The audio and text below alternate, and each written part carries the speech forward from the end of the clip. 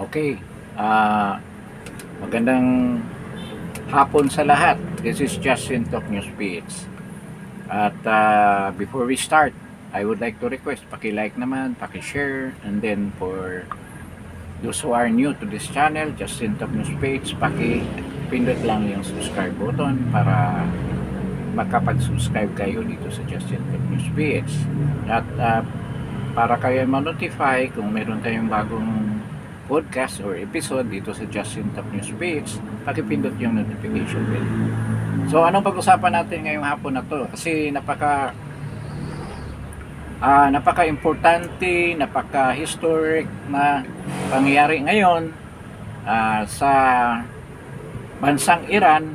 This is a geopolitical event na napakalaki, unfolding pa hanggang ngayon, ay ang paglabas ng mga tao to reclaim their freedom from the oppressive terrorist Islamic regime ng mga ayatollahs at mullahs at IRGC dyan sa Iran. So as of this moment, as of this time, ay lumabas na yung mga tao in almost all provinces, 36 provinces of Iran, ay lumabas na yung mga tao dahil nga doon sa pahayag ni Crown Prince Reza Pahlavi na lumabas na, because this is the time for them to reclaim their freedom, their independence, and their to dismantle the oppressive regime of the jihadist terrorist Islamist regime na pinamunuan ng mga ayatollahs at yung mga teroristang IRGC. So, napaka gulo ngayon sa Iran. Pero wala pa namang barilan as of this time. I don't know kung merong sporadic na putukan, but walang massive na action ang ginawa ng IRGC. Marami pang balita na may dumating na mga malalaking transport plane, parang mga C-130s ng Russia ang dumating at namataan doon sa airport diyan sa Tehran na maraming mga pamilya ng IRGC, mga asawa, anak at mga kapatid na they are seen boarding itong mga malalaking transport plane at ito ay mga transport plane from Russia, from Moscow. At napataan din ngayong araw na to na maraming dumating na eroplano galing ng Iran, yung mga transport plane ayan, kasi wala namang regular na commercial flight. So ito lang ang namataan doon sa Moscow na maraming dumating. So pabalik-balik yung mga eroplano doon at yun nga ang naisip nila or sa tingin nila na nangyayari na itong mga IRGC at yung nasa rehime na to ay umiskapo na, umalis na sa Iran. So magkaroon ng pagbagsak ang pamahalaan at ito very successful ang nangyayaring drive ni President Trump. At the same time, itong breakout, pagkaroon ng people power ng mga mamamayan ng Iran para mabawi ang kanilang kalayaan. Ito nga, maraming yung sa ibang airport naman diyan sa Iran, may dumating na mga ganyan din. At napansin din na ang ibang biyahe papunta ng France. So ibig sabihin, ginawa nilang safe haven ang France sa pagka ngayon. So yun ang nangyari at ang mga tao naglabasan, yung mga sasakyan ng IRGC, yung mga patrol cars nila, yung mga pick-ups nila, may nakamount ng machine gun, sinusunog ng mga mamamayang Iranian. At yung mga malalaking building kung saan ang headquarters ng mga IRGC ay pinalibutan ng mga mamamayang Iranian. So, ganyan ang development ngayon doon. Kaya, expected na bukas sa Iran ay may malaking development.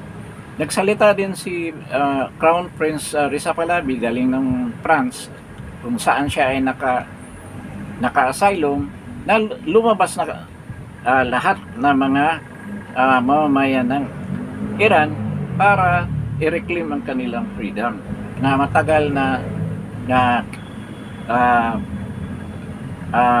inalis sa kanila ng Islamista government na yan for around 47 years, so since 1979.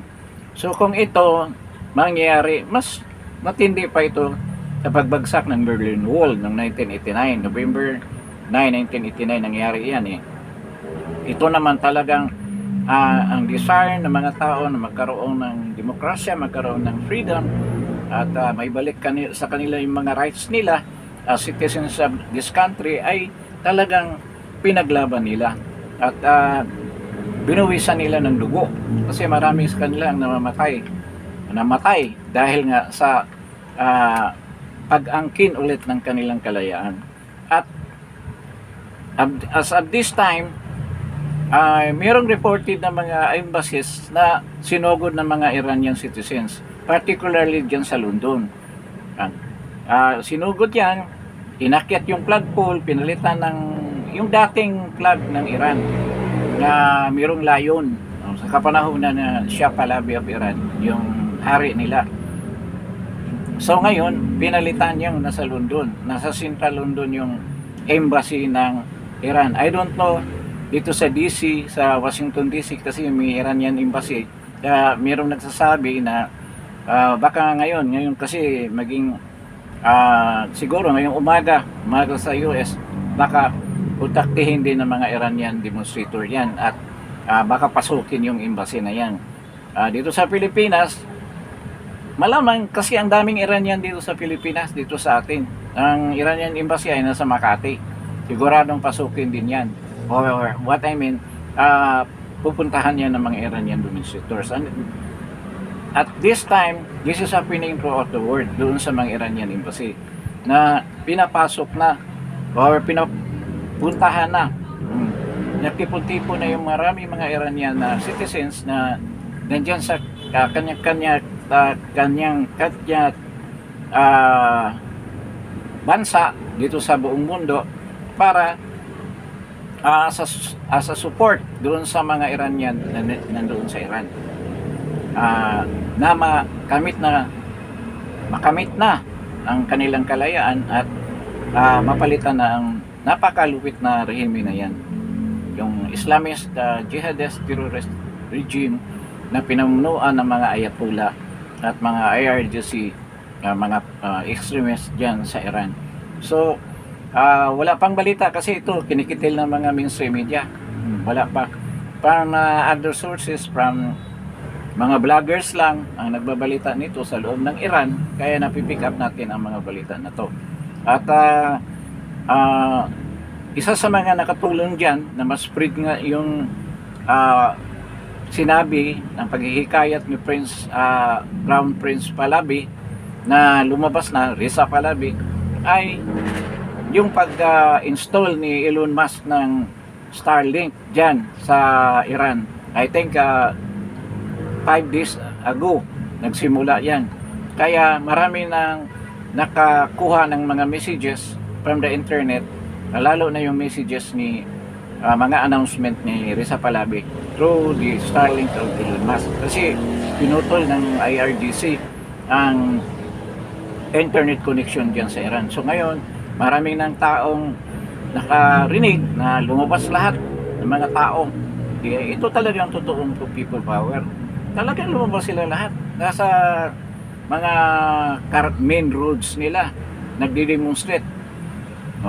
Nagsisigaw at pinupuntahan yung mga government, mga offices at ang mismo mga headquarters ng IRGC.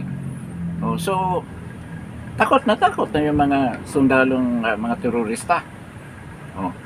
Ang ginawa nila, siguro yung mga kayamanan nila kasama na doon sa mga dumating na mga eroplano, dinadala nila pera, kung ano man sinisimot nila. Naglalayasan na sila. So yan ang pangyayari ngayon sa Iran, and ongoing ang event na to. At napaka-historic nga ang pangyayaring ito na isang bansa for 47 years, 1979, ay talagang tiniis nila na ganyan ang sitwasyon nila at makamit na nila ngayon ang kanilang kalayaan. At si Prince Pallavi, Crown Prince Pallavi, nangangako na I think bukas o the next day kung talagang makikita na na talagang bumagsak na yung pamahalaan ng Iran ngayon, Islamic Republic government, uuwi siya dyan para simulan ng yung reconstruction ng Iran. At ito malamang alam din ng alam ng Pentagon, alam ni President Trump na mangyayari ito, na ito na yung sinasabi na regime change talaga, na isa sa mga ultimate desire or target ni President Trump. Hindi lang niya sinasabi openly, pero ito ang the best solution wala na, kung wala ng government ngayon nagkawatak-watak na nga, kaya yung ceasefire na mag-i-expire na ngayong gabi na to mag-i-expire dito sa Pilipinas, bukas sa umaga sa US, mag-i-expire na rin. Kaya tiniming lang siguro na yung problema sa Strait of Hormuz na hinarangan ng nakablakid na, hinarangan pa ng ulit ng mga IRGC, paano na ngayon? Wala na kayong gobyerno. So mangyari na, kaya hindi pala nagmamadali si President Trump. Kasi nung pinaputukan niya yung dalawang Indian na tanker na dumaan ng mga small boats, fast boats ng Iran kahapon, kaya bumalik na lang, nagsisigaw ngayon kapitan sa mic nila na nakalista na siya dyan, bakit pinaputukan siya. Hindi nag-react yung naval fleet o mga dyan, yung mga destroyer ng US na nandyan, nakamonitor. Alam mo ba yung yan, anong system ang ginamit niyan? Yung Aegis system, matindi yan. Ilang hundreds of kilometers makikita na nila kung may magputok ng missile. Ganyan katindi. At kaya nilang paputukin yung missile na papunta sa kanila. Ganyan katindi yung system na ginamit nila. Satellite guided yan. So lahat na pumuputok, lahat na tao makikita nila doon sa ship nila. Kaya immediately maglulon sila ng cruise missile o Tomahawk papunta sa mga targets na yan. Kaya napaka-tindi na mga barko na yan. Hindi yan mga ordinaryong battleship. Yung mga destroyer na naka-blockade dyan sa Strait of Hormuz. Pero hindi nga nag-react si President Trump. Sabi lang niya, hindi ako kayang i-blackmail ng mga Iranian. Yun ang sinasabi niya, hindi ako mabablockmail sa mga Iranian, yung sinabi nila. Ngayon pala, ganito ang mangyayari. Nagbala na yung mga tao, lumabas na. Ano magagawa nila yan? Buti kung hindi mga armado yung mga tao na yan.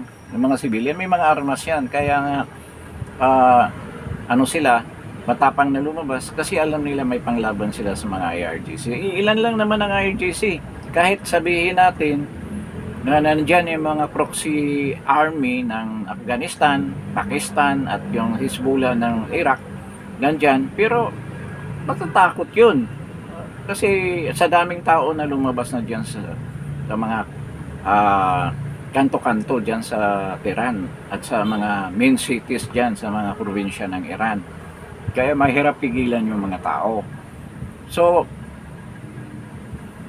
yung with regards to the talk schedule nga ngayong Merkulis kung magtatapos na yung ceasefire, actually ang pag-uusap nila diyan sa Iran sa Pakistan, sa Islamabad, I think bukas.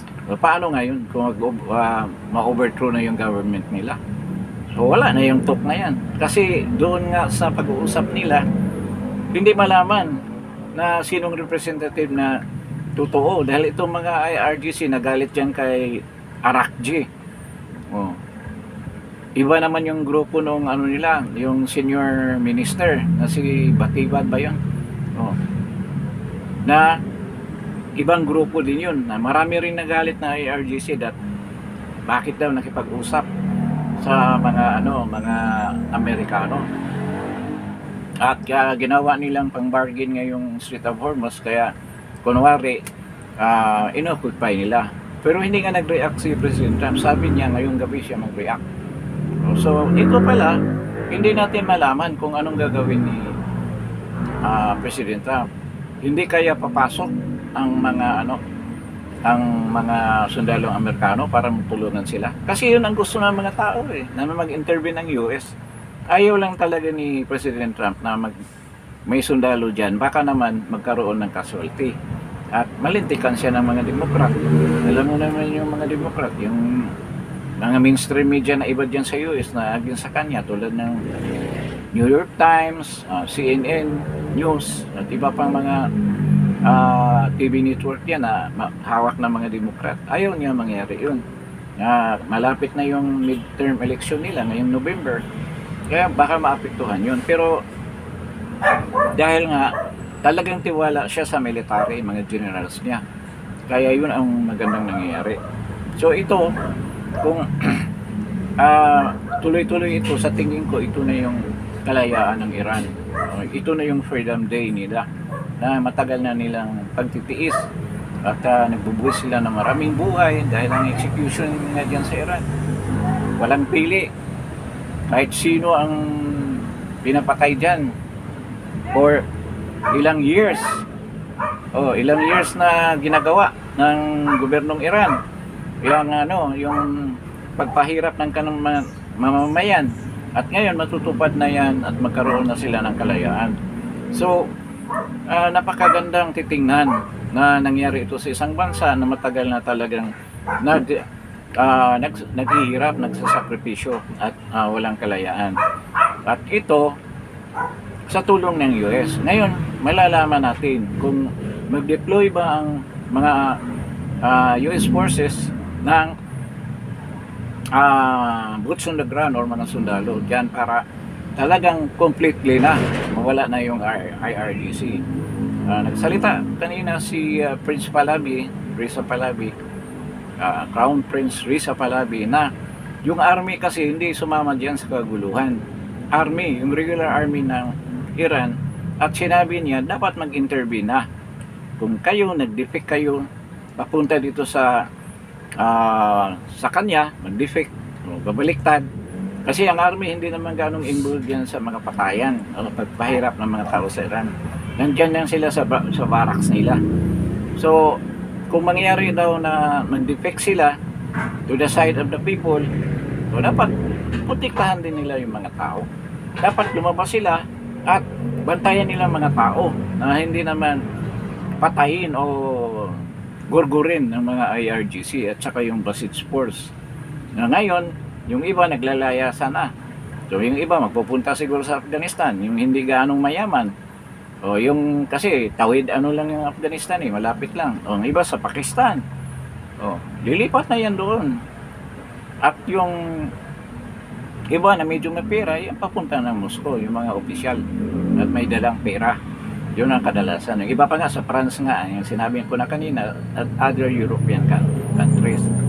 At ito, mangyari na yung mga bansa na yan, na kung mayroong mga embassy ng Iran yan, siguradong i-occupy yan ng mga Iranian na nag-asylum dyan sa mga lugar na yan, dyan sa Europe.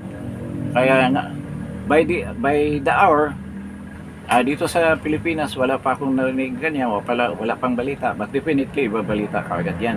And other cities na mayroong mga Iranian embassy. Kasi nagsimula na sa London So sa France, probably ganyan din mangyari. Ngayon, meron din balita na maraming nagre-request kung sakaling babagsak na talaga ang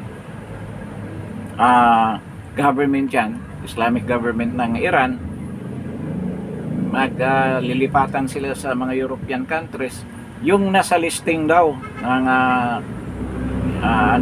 sa London, MI6, MI5, ano ba yun?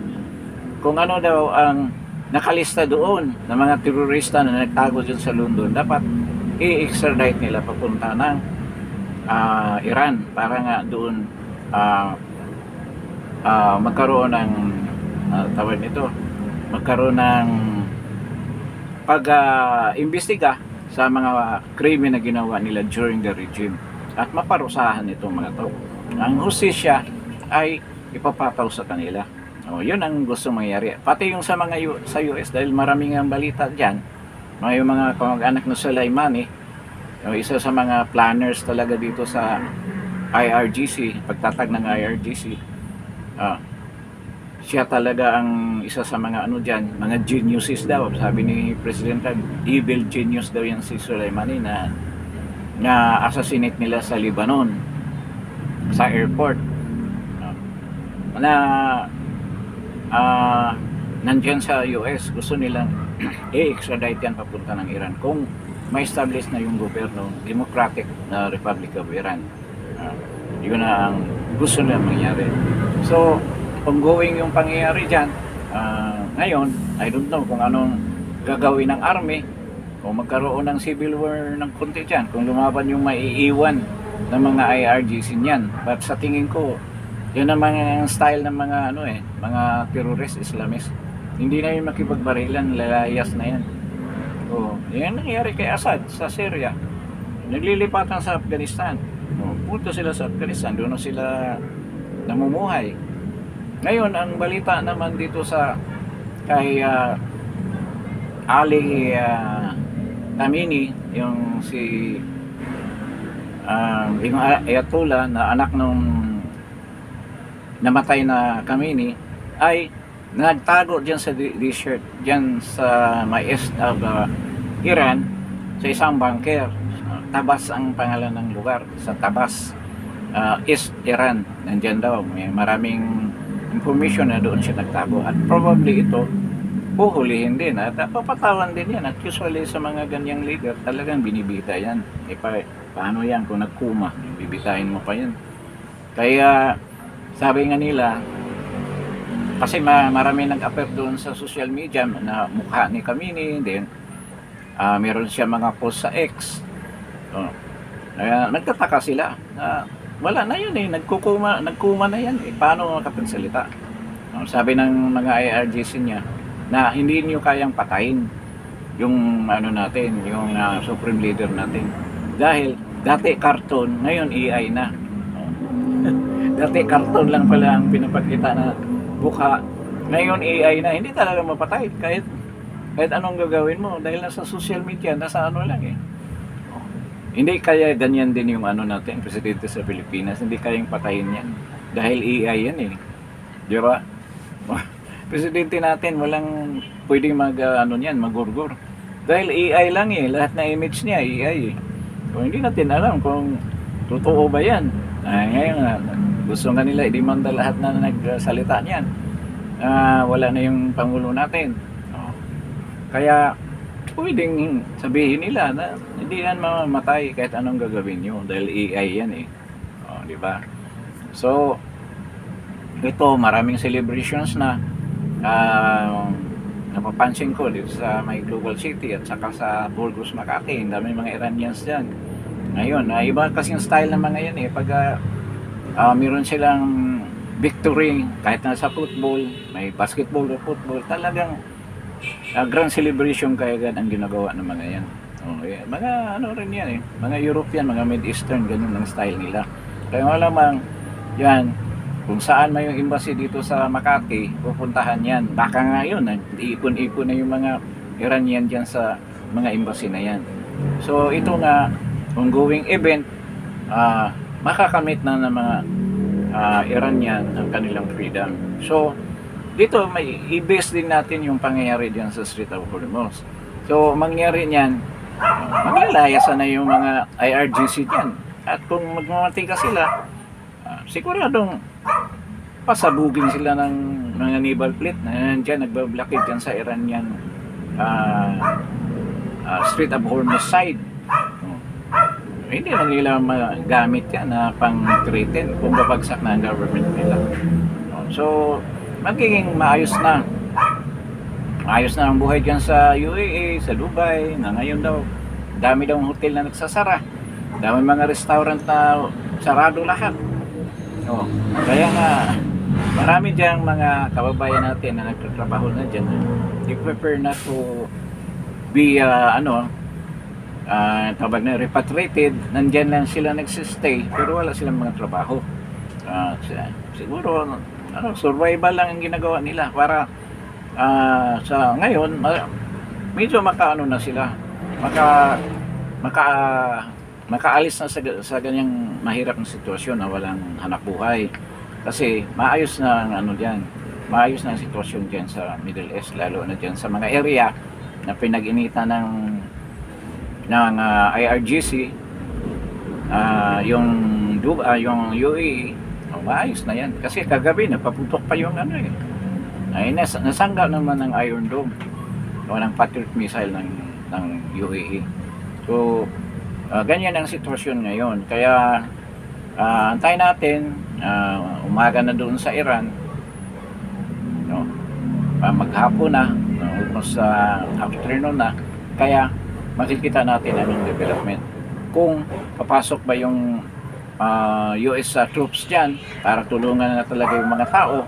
Ngayon naman ang dapat na gawin ng US para completely matapos na talaga yan. At yan naman ang laging sinasabi ni President Trump, na hindi sila alis yan kung hindi matapos. Ito na nga, dapat tulungan na talaga ng US yan. At ang Israel, nag-ramp up na sila, kaya pala dumating ang Gerald Ford aircraft carrier. Nandiyan na rin. So, tatlo na sila dyan, ang Abraham Lincoln, ang isa pa, Gerald Ford, yung medyo luma na ito na aircraft carrier, saka yung George W. Bush, nandiyan din. So, napakalaki ng puwersa na linagay ni President Trump dyan. Kaya pala, yung action ni President Trump nakaraang mga araw, parang alam na nila. Kasi ang Mossad dyan, ang daming Mossad dyan sa Iran, sa ibang mga provinces, saka mga CIA, alam talaga nila. Sila nag-ano niyan, nagtawag niyan, hinihikayat nila mga tao na talagang mag-people power na. Yun, yan ang totoong people power. Kailan kayo mangyari yan dito sa Pilipinas? Hindi na, 2028 election na lang tayo. So, ganyan ang bagong balita dyan.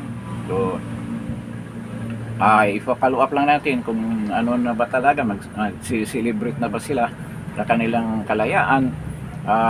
Maybe later this day, kung maging successful yan, totally na madismantle na yung babagsak na yung Iranian Islamist regime na to na napakalupit. For 47 years pinahirapan nila yung kanilang sariling mamamayan.